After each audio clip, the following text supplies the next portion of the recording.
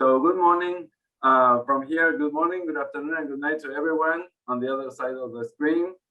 Welcome everybody to the best online and free HR event of the year. Welcome to Hacking HR. I'm Manuel Arias. I'm managing partner at Savvy HR Consulting. I'm from Argentina, and I'll be moderating this awesome panel. I'm excited to have this conversation today, and I'm sure it will be awesome because we've had a very interesting discussion and exchange of ideas when we prepare the topics for today.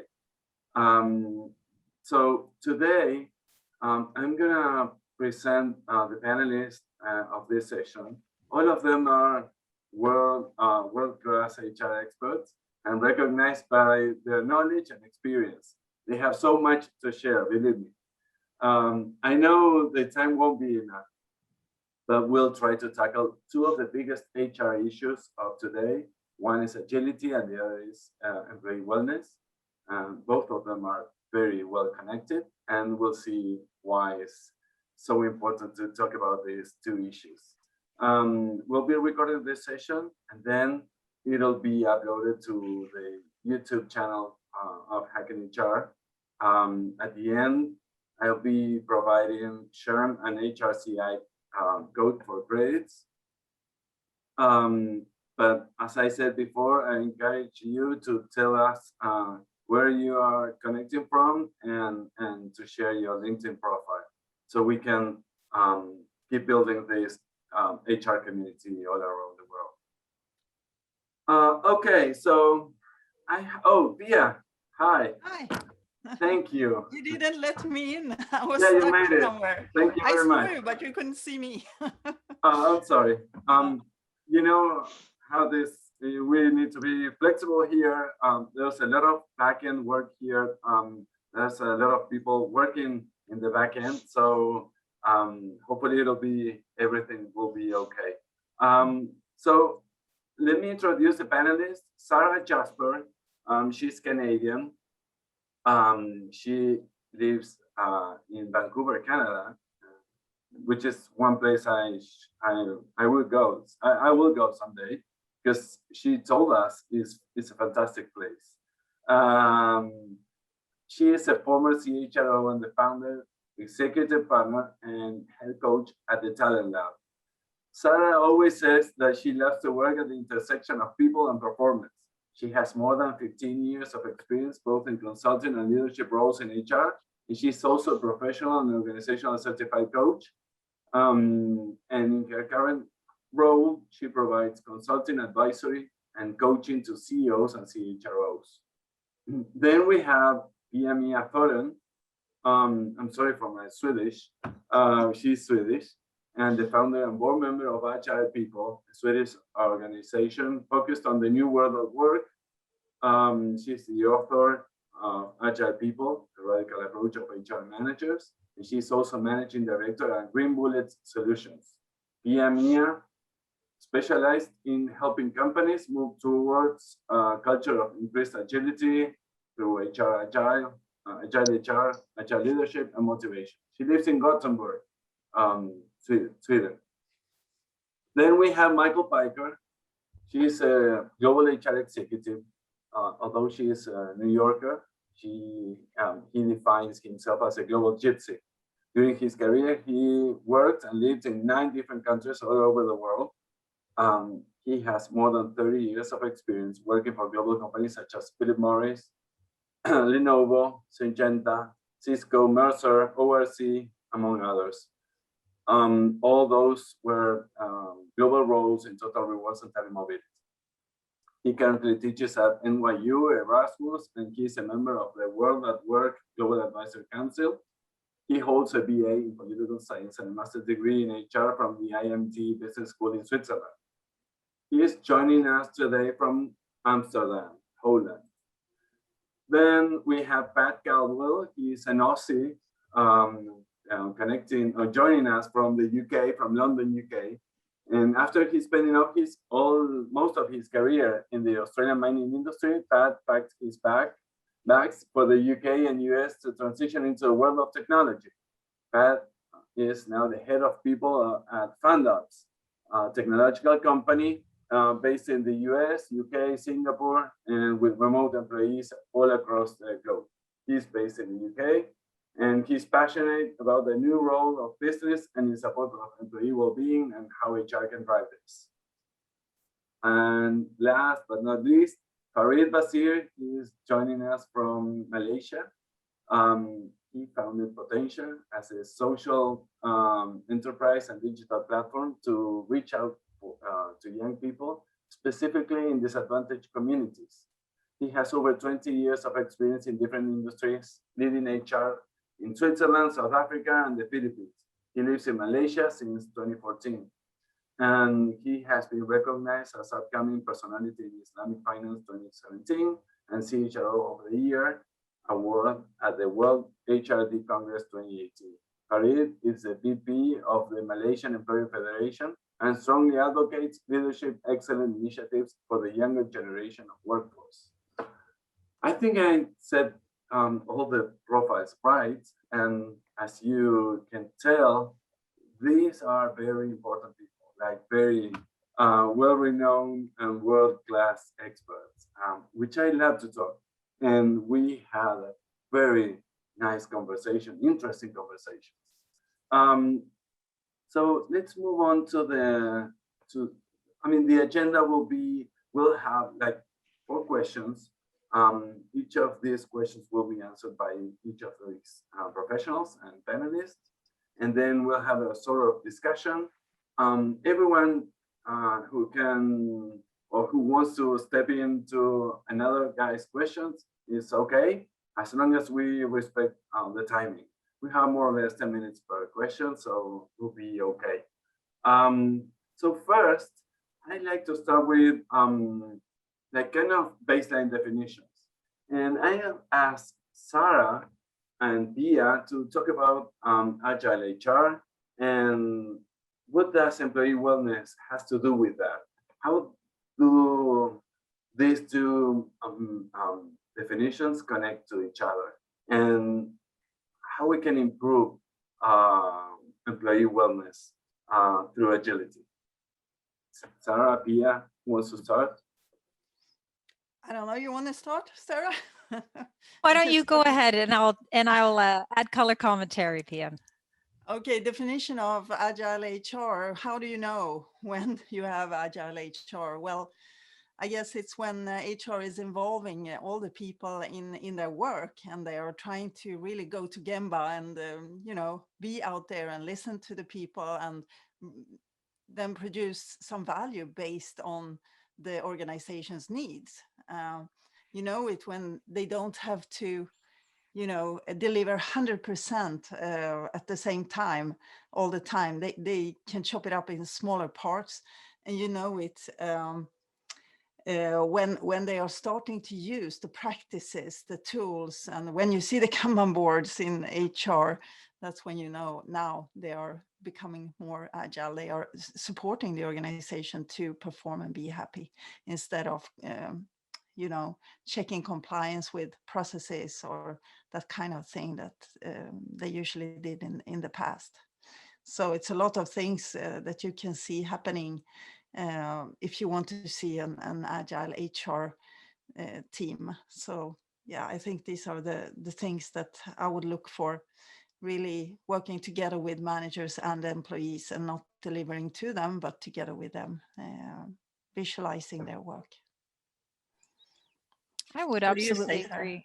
Yeah, I would absolutely agree. I think for me, I think agile can be a really intimidating concept, especially the capital A agile. I think it scares a lot of people because there are guidelines and rules around it, and there's the new boards that you see and scrum masters, and the language is new. But for me, it's about a new relationship with our customers, and our customers in this case are business stakeholders. Maybe there are people, but it's a new relationship with them, and it's new ways of working between sort of those 3 arms of HR. So for me, it's about leaning into that higher interdependence and degree of collaboration between your talent business partners, HR business partners, your program design and delivery, and the people or the technology that's actually delivering your employee experience. So to me, Agile HR is when those 3 go from being three separate pillars to working together with a really new relationship to those that they're serving.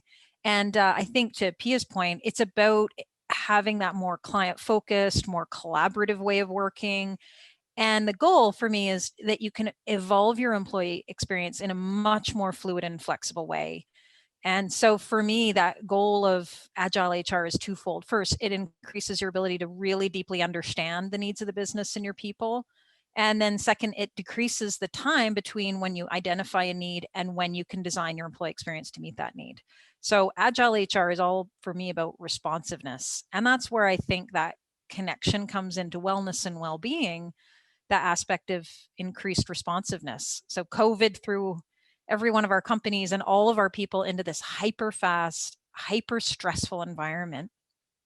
And so for us to support employee well-being, we have to be way more flexible, way more responsive, and just way more needs focused than we were even before, when we all thought we were doing a pretty good job.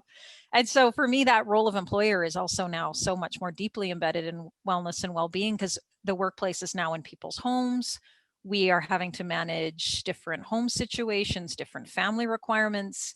And before, wellness was something that we did that was a nice to do. And now it's about life or death with the COVID sort of environment and different implications. And so for me, that the connection between the two is about how well do we understand the people that we're serving and how responsive can we be to their needs.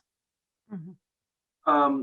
Do you think, of course, as you were saying, COVID and last 15 months in the world helped in embracing agility as a way of dealing with problems in a more flexible and faster way, especially when you talk about life or death.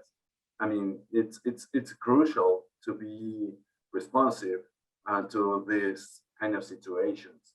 But still, do you think companies are well prepared for tackling this agility, or it's more like, okay, in a way, companies and leaders love to talk about agility, but in the end, when in the day-to-day basis, they're still not as much as agile as we ask for, at least.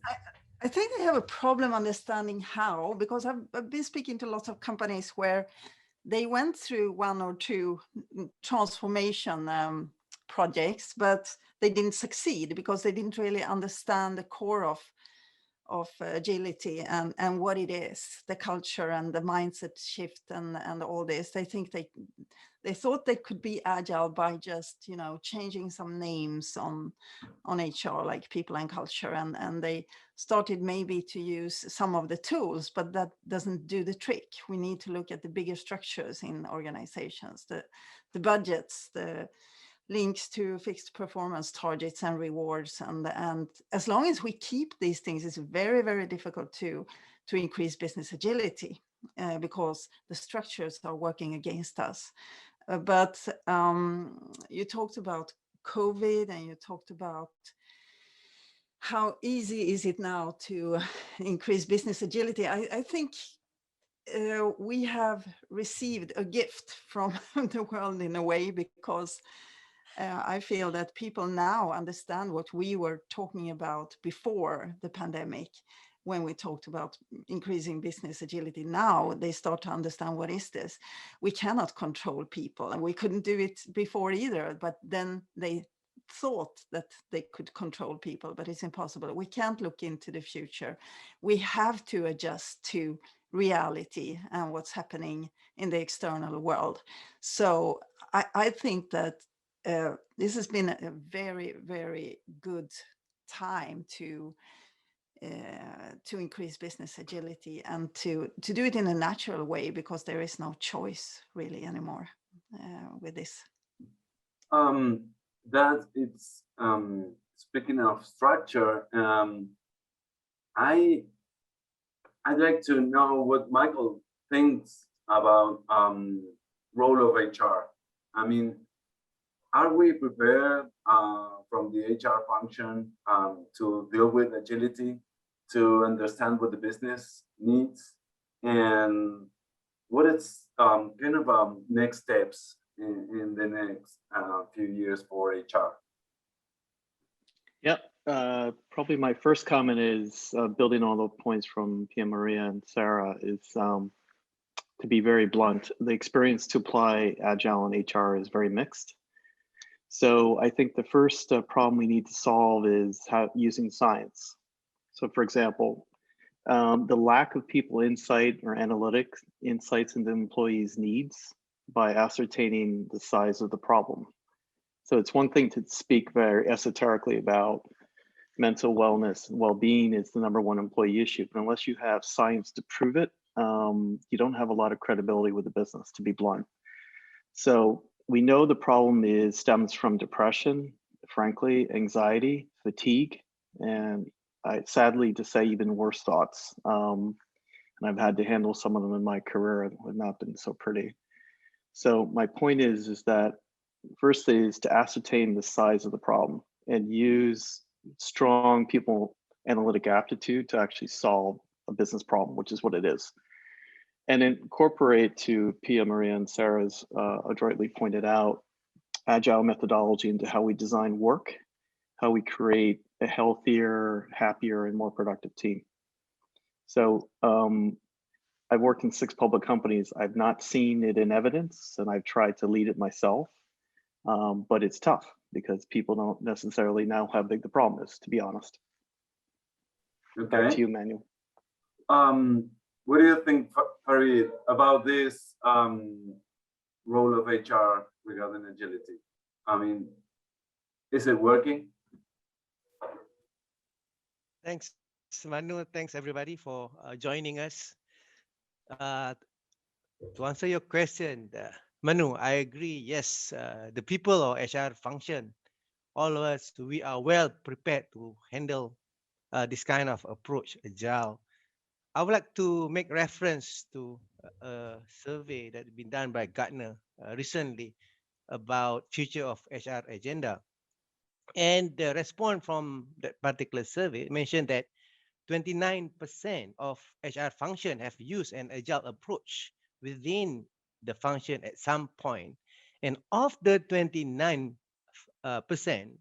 that have used an agile approach, 65% shared that they have seen positive results. One thing that I want to share, agile, I know there's a lot of debate about capital A agile or lowercase agile. Well, personally for me, agile is an attitude, not just a method or a technique with boundaries, because we know that attitude has no boundaries. So instead of asking, because we ask a lot of this question when we want to implement agile HR, will agile works here in the organization? Instead of asking that, we should be asking how agile we can be. Because when we ask, will agile works here, we step back for safety. And when we ask how agile we can be, we step forward for growth. Now, maybe I can share an example in my organization.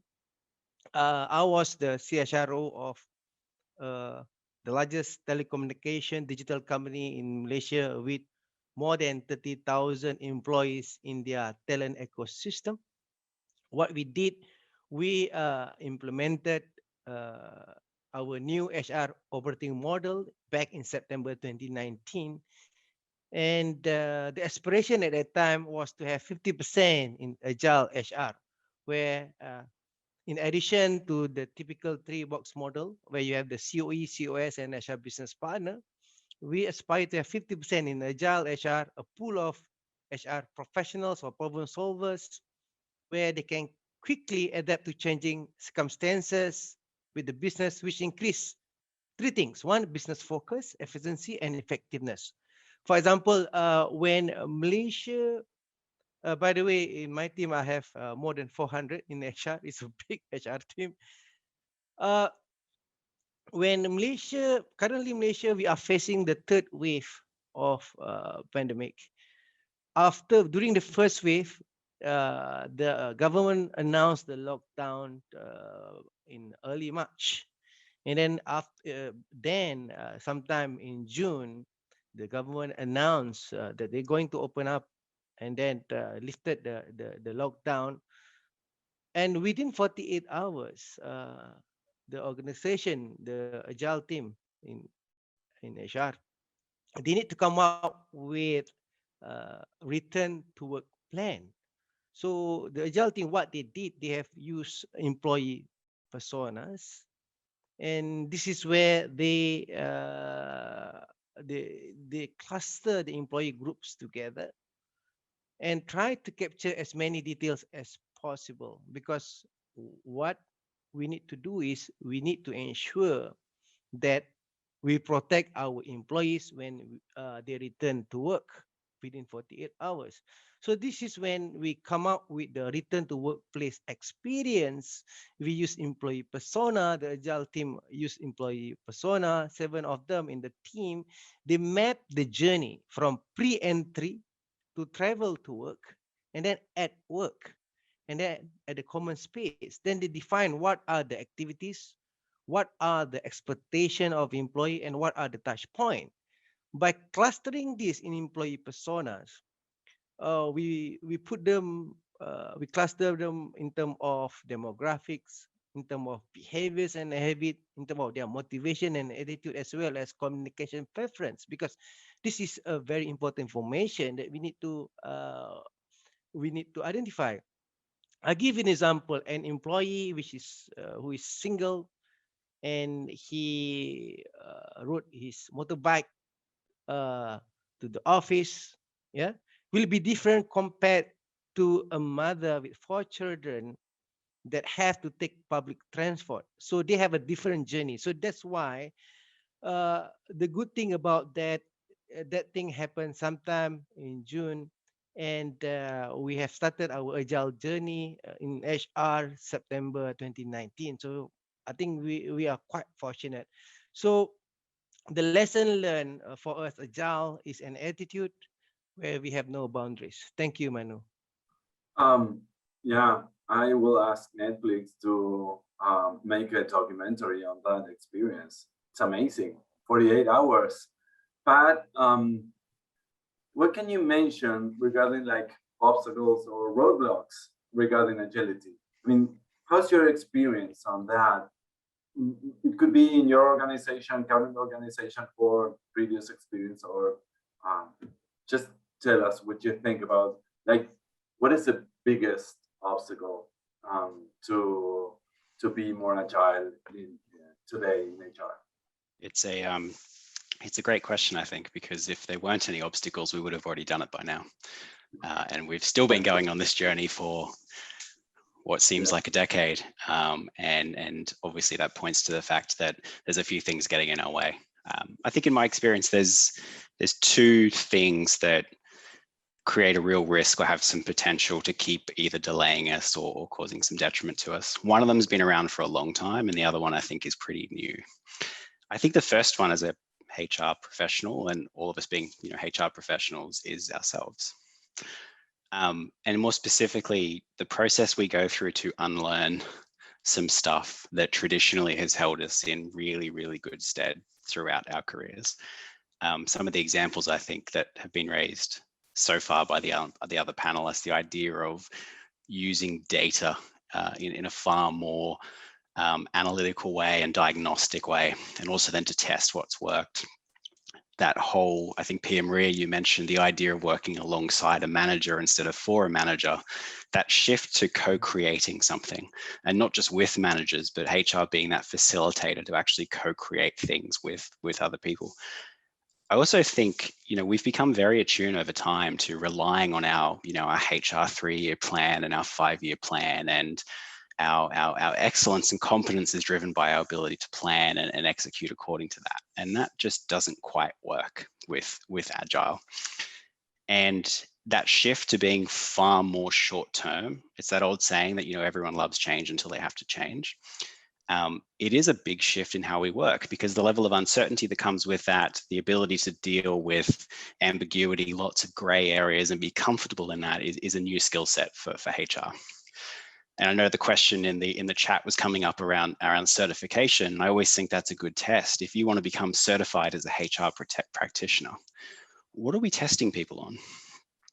Are we actually testing people on based on their competency with compliance and their knowledge of employment laws and their ability to deliver HR plans? Or are we testing some of the deeper skills that actually come with dealing with uncertainty and emotional intelligence?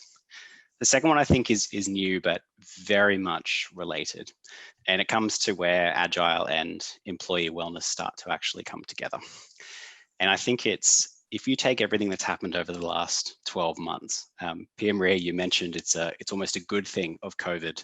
I noticed one of the comments talked about what COVID's done for remote working and well-being. We've seen more progress and evolution in employee wellness over the last 12 months than what we've seen in the last 2 decades. It's far more common now to see a business talk about the complexity of well-being and using language around purpose and identity and relationships, as opposed to, the EAP program and a gym membership. However, as we've made that shift, there's been an incredible weight that HR has carried on its shoulders through that. And I can feel 232 participants with a collective weight on the shoulders.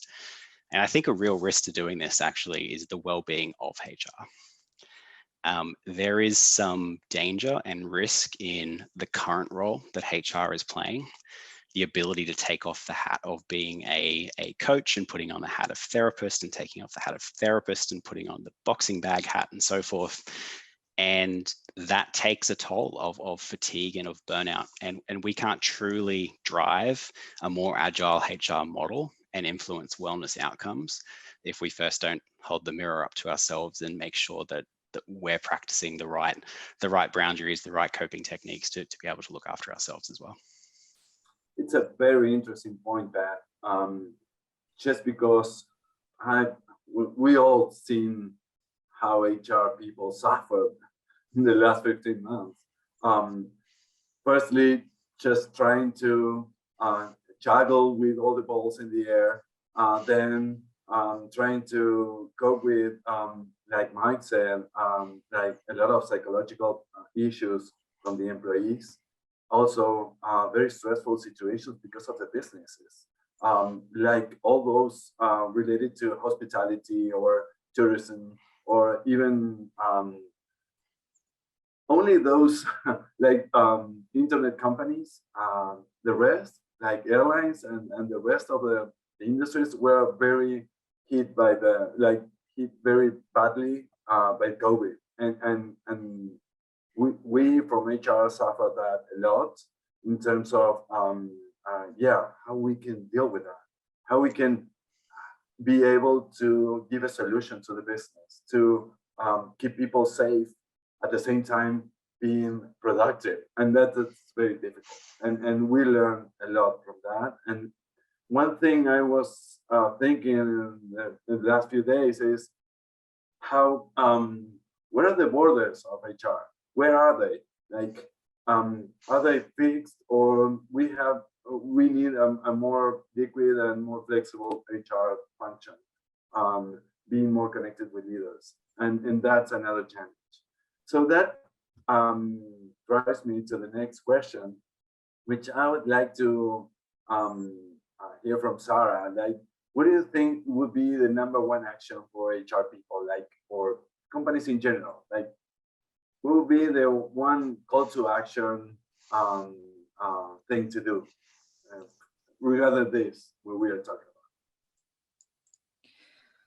Well, thanks. And I think, there's going to be organizations that are as small as 50 people, and there's going to be global organizations. And so I'll try and keep my thoughts as applicable as possible to all. But I think that I would look at the what and I would look at the how. And so for me, the what, and this is a bit to Michael's point, is I think if we are going to think about wellness and well-being differently, and to your point, Manu, if our role relative to it is changing, I think we need new success measures. And I think we need success measures that are a bit more evolved than they may have been in past. So previously for wellness, well-being, maybe it was sufficient for us to measure just usage of programs or cost reduction on benefits. And I think new success measures that we're going to have to hold ourselves to would be things like measurable changes in employee behavior, improved health outcomes. So these are things, to Michael's point, that are measurable, and you need more data.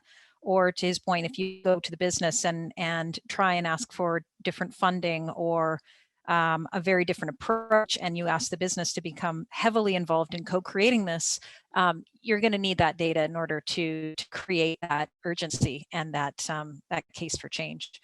I think we need to think more holistically about wellness and well-being. So previously that was more about, whether people were using our programs, and I think we need to move away from programs and think of this like a organizational transformation. And I think we're talking about outcomes like engagement, psychologically safe culture, individual resilience, being able to offer technically smart and sustainably safe workplaces. And I think that's a new mindset, and it's an organizational wide commitment to it as part of this sort of transformation. And that's employees, that's managers, it's everybody kind of coming together versus it being an HR initiative.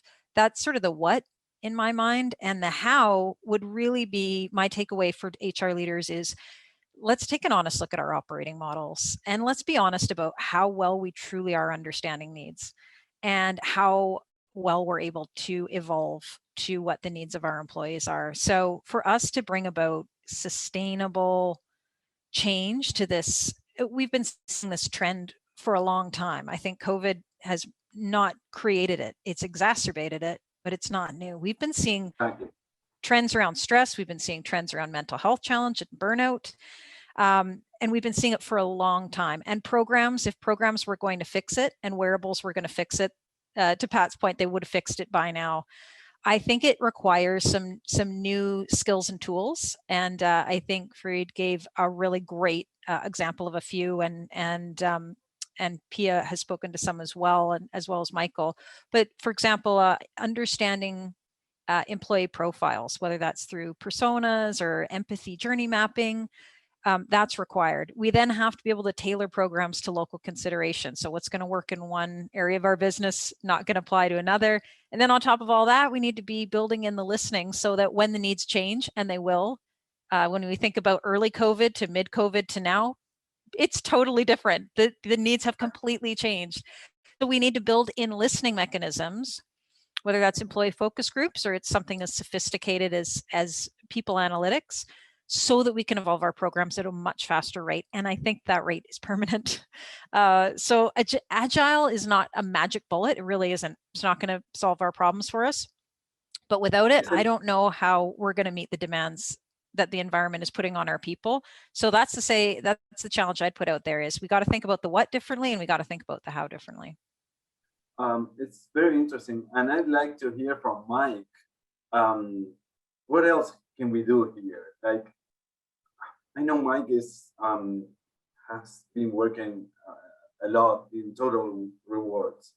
How can we measure, for example, productivity or performance regarding this? How can we be more agile regarding this situation in those two topics? And also, is there any other way to leverage the employee wellness, and how can we should embark on that? Yep. Well, building on Sarah's very eloquent remarks. So in my last company, Philip Morris, for example, so we had the same conundrum, is how to deal with Agile linked to wellness. And so 3 tips and tricks for what it's worth, real live experience. So in Agile, as you've heard continually throughout this discussion, and Pat's eloquent point about co-creation. So voice rooms are very commonly used. Diane Gerson was the CHRO recently at IBM. She used this to change performance management and also to change Agile methodologies. So voice rooms I used at Philip Morris, stretch workouts, and other collaborative methods to make sure employees are part of that change process.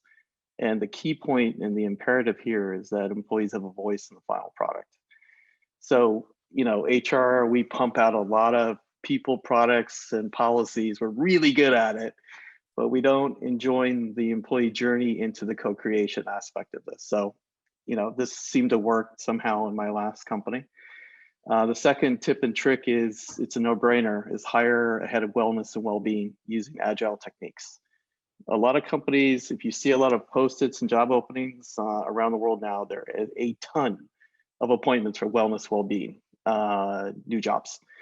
But the key trick and tip here is to use agile techniques to lead the techniques, not just pump out another wellness program with a Fitbit or a health monitor system.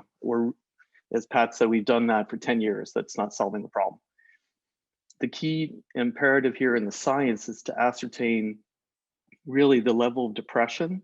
And there are a lot of ways to monitor that and ascertain the core attribute that's driving the depression, the anxiety and angst that's around the issues that your employees are facing, and the fatigue from your medical claims data, for example. So that's what we did, again, at Philip Morris. The third point is probably a bigger, more business imperative. So we need to couch this in business speak, not HR speak, is to reduce, I guess, bluntly speaking, the stress of decision-making as much as possible. And by building rules and structure in your life where you can.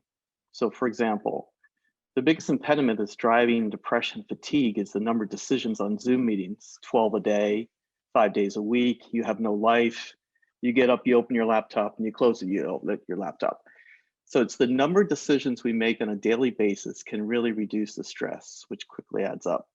So a couple of these simple things, not a Fitbit, but more imperative, deeply ground things, solve the problem better. If that helps, Manu. Yeah. So let's say Agile become the norm and the standard baseline for employee well-being. So what does that reality look like? What else is left to focus on that? And what do you think, Pia and Farid and Pat, about this? Like, what it should be in the future? It's a great question. I guess if I walk into the average 500-person company and go for a walk around in 2030, assuming we got some of this right, unlike the last 10 years where we made incremental progress, what would look different? I think we could take the HR organizational chart and probably just rip it up. I think we're definitely steering much further away from having this kind of sub-functionally aligned, delivery-based, very clear role-based hierarchy. And a big part of Agile, you know, as we've kind of alluded to, is having far more flexibility and fluidity within org design. I know one of the key principles often looks at how you're able to deploy resources in very, very quickly to something, often in sometimes, you know, 6-week cycles to be able to deliver. So I think the idea of having skill sets within an organizational network that get deployed based on that skill set, which may very well cross teams.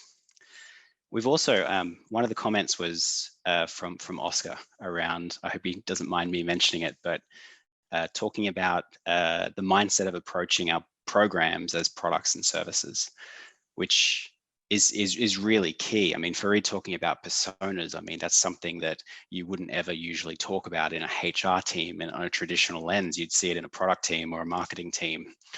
The idea of using people analytics in a different way, I mean, I'm pretty sure, you know, pre Laszlo Bock writing a book about it, it was probably a far more foreign concept.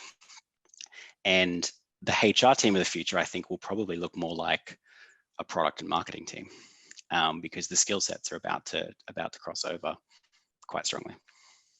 That's the gray area, and that's meaning erasing the borders of HR regarding these new areas. That, I mean, we can connect better from this standpoint, like talking about more in the marketing languages or more commercial language in terms of connecting the employee experience and the customer experience and using those techniques and tools from them too. What do you think, Pia? I think actually that in all this, we don't have to forget about the individuals as well. Well, we need to tailor for unique individual needs always. And well-being is highly individual, as you know. One person may feel really good in an organization, but another one doesn't, and doesn't depend on maybe the system. Maybe it depends on something at home or divorce or whatever. So I mean, it's people we work with, and they are in front of us, and we need to try to understand people on a deeper level than we are trying to today. Today, we treat people like a collective, the employees, or we measure engagement with the employees, but it's not about the employees. It's about the person in front of you right now, right here. That we need to take care of and understand on a deeper level. So talking about a lot of figures and I don't know, it comes down to the actual persons and their well-being. What makes one person feel good does not make another person feel good. So we need to understand basic needs, psychological basic needs, motivation on a deep level to be able to help and guide a person through the organizational journey. You know, it's easy to be self-hugging. It's easy to be biased there because I feel like this. I also think that everybody else does.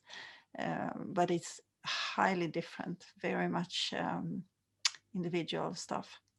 That's a very good point, Pia. I mean, putting people in the center of the scene, it's very important, especially in these times. So I think you're right. It's sometimes we are talking about processes, programs, and employees in general, resources. And we need to talk about more like human beings or people in general, or each individual. In Agile, we tend to forget about the persons because we only talk about teams all the time, and we measure on teams. That's so right. Word team, and I mean, teams also consist of people, of individuals Exactly. who have different needs. So it's. What do you think, Farid? Yeah, as Pia mentioned, there is no one size fits all approach to wellness at work. I think one figure that is very staggering. Last year, 70% of the global workforce says that 2020 was the most stressful year ever.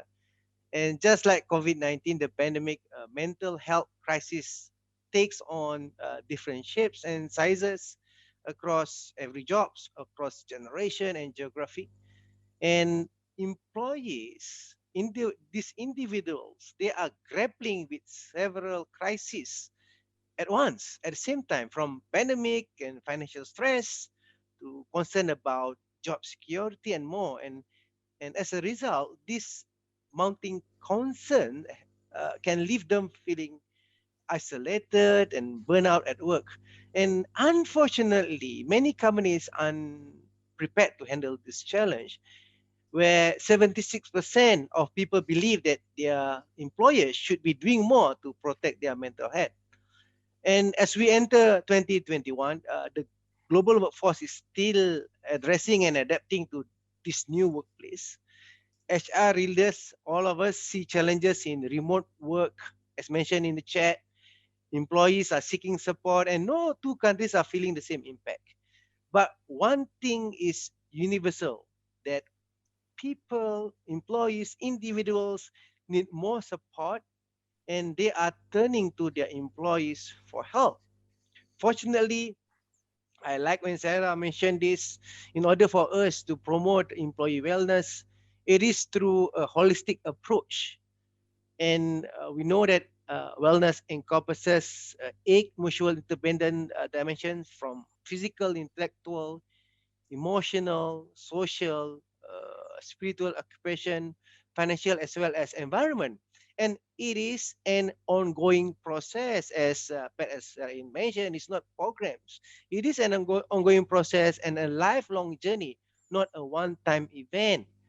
And this is where, as a professional, together with the rest in the organization, we have to work as a team, because we know when we replace the alphabet I replaced by we, even illness becomes wellness. And this is something that all of us need to address. Yes. Thank you, Farid. So we are finalizing here. What are your final thoughts or key takeaways after what we discussed? What can you say, Sarah, Mike, and the rest? I mean, my key takeaway, and my panelists, I think, have done a good job of capturing it, is that we really just need to start, and we can't allow. I think we need to start with ourselves and get very real and say, in what ways am I sort of inhibited, or in what ways am I resistant to some of these new concepts, because they do go against what has made us successful for a very long time, whether it's the annual budget, whether it's measuring risk. We measure the risk of things that we do and programs that we implement, but we don't look at the risk of not putting in things sooner, and we don't capture that opportunity cost. So in many ways, as a function, we have become used to think of ourselves as our function is to mitigate risk, but we have to maybe change that and really think about what is the risk of not taking action soon enough, because this trend has been going on for a long time. It's now it's escalating. So if we don't recognize the need until it's too late, the impact on our people can be very significant, and it can be very difficult to reverse. And so I think for us all, it's don't let the capital A Agile stand in the way. Reach out to your network, find out what you can do, build these new skills, whether they're PR or journey mapping, customer experience, data science, psychology, or business analysis. Invest in these types of things in your team. Don't just keep doubling down on the standard HR capabilities, because I think, we are going to have to absolutely take a different approach, and we can start doing that tomorrow without going all the way. It's going to be a journey. It's not going to be overnight. We're all going to be in scrums, and we're going to be doing it perfectly. And so we just need to start thinking differently ourselves, challenging our team to think differently, and modeling by example, taking care of our own wellness and well-being, make sure that we're actually preaching what we preach to others in our organization, and just start. So just start tomorrow. Take one new action and just sort of lean into it, and rely on your network. Thank you, Sarah. This is very interesting. Mike, what do you think? Great point, Sarah, by the way. It's probably glaringly obvious, but this is not an HR problem to be solved. It's a business problem. And what we often do is we go in our HR toolkit and we, again, prefer out an HR policy. So when I'm trying to implore those 218 people who are attending this conference today, is we all know this, to solve a business problem with business techniques and use business language, business nomenclature, so science, and have a straight conversation with the business about a business problem to be solved. So the takeaway is, don't use this as an HR problem to be solved. It's a business problem. That's fantastic saying, because I truly believe that it's the center of the problem. I mean, sometimes we love to talk about HR, people from HR talking about people from HR. You know that meme with the two Spider-Man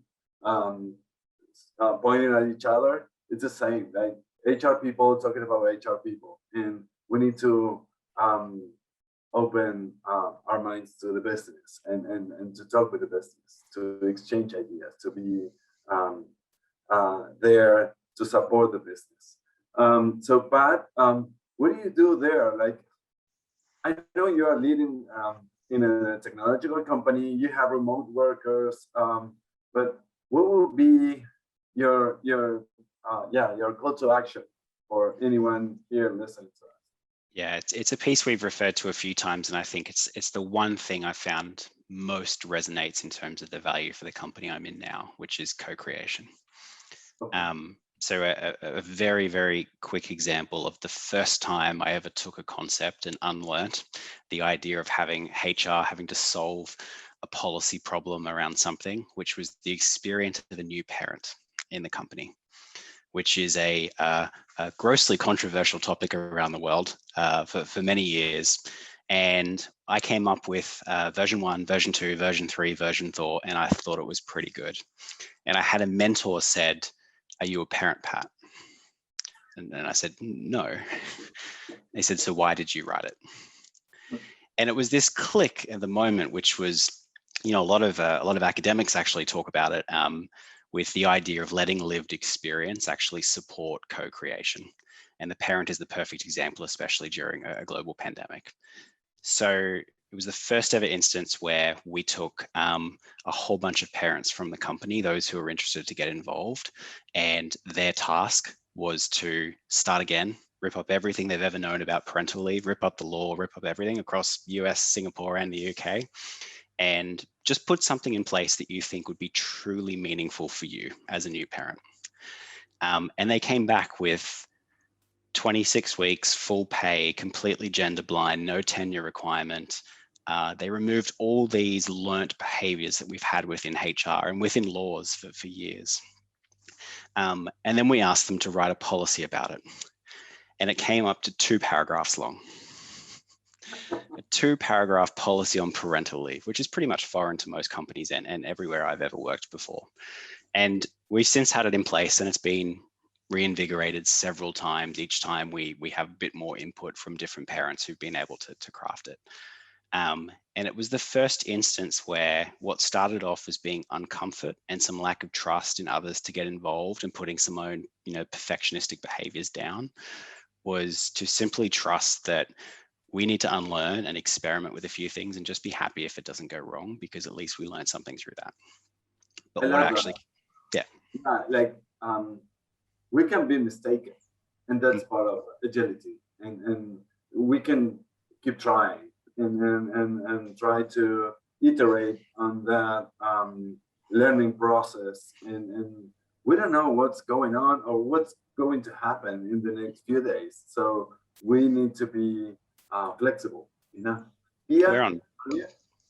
Yeah, sorry, but go ahead. I was going to say, we're on version 7 within 2 years, just to put it into perspective as to how many times it's actually shifted across the globe. That's excellent. Yeah. Pia, what would be your advice or call to action? My advice is pretty much, as Sarah said, start now. Don't wait. Some companies, they are freezing everything right now and like centralizing a lot of things, but I think they should go out and talk to the people instead, collect the collective intelligence from all your people. Awareness is key. Inspiration is key, to start with that, and then to train yourself in what does it mean, what is the changes in our reality, what are the tools we can use, what are the new practices we can use in HR.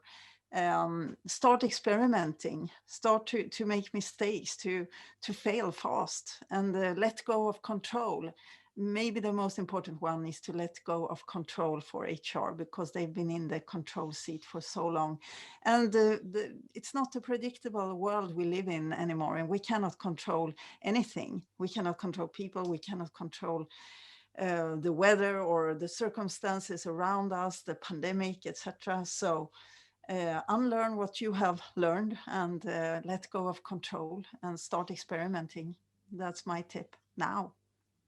Yeah, I agree with you. And Oscar is saying manage the system, not the people, which is, it sounds great. I love that. And I love that Sarah said, let's talk about empathy. And you don't need to have a Scrum Master to start being agile. So yeah, it's more like Farid said at the beginning. It's more related to mindset rather than applying specific methodology. Farid, you want to say something before we are just 5 minutes before the end? Yeah, Manu, I think my key takeaway, HR is not about HR. It is about creating values for others, and our role is how we can help and enable the organization winning at the marketplace, because we know before we win in the marketplace, we have to win at the workplace. And when we talk about agile, the gap between aspiration and reality has led to pressure for organization to claim to be agile without the reality, or to apply agile processes without taking the time to acquire the mindset. I mentioned earlier, agile is an attitude. It's not just methods or approaches with boundaries, because attitude has no boundaries. Instead of asking, will agile works here? Let's ask how agile we can be. And it is very important, finally, in an ever more digital world, employees increasingly favor those organizations that can offer more emotional engagement and specifically human to human contact. And I would like to end by saying, take care, stay safe, and stay positive, but stay negative in COVID-19. Thank you very much. I think, and just trying to wrap up here, I will be uh, basically talking about this like for 4 more hours. And I'm sure it's late for you guys, but you'll join it anyway. I think it's very interesting to talk about agility, HR, and in this crazy world we are living in. I think that the role of HR is shifting from traditional to more and more to agile HR. And we don't need, based on what you guys said, it's not about a specific methodology. It's more about the mindset, and it's about convincing the business to be more agile. And being more agile will allow us to have a faster response to emerging priorities, such as next pandemic. We don't know when will that happen. Hopefully not. Or the next problems in our companies or in our businesses or in our countries. So I think it's a very interesting approach. So thank you very much to every one of you, and every one of more than 200. There's less than 200 now, but it was like 250 people here. And thank you very much. Thank you, Hacking HR, to giving me the opportunity to moderate this awesome panel. Thank you very much, guys.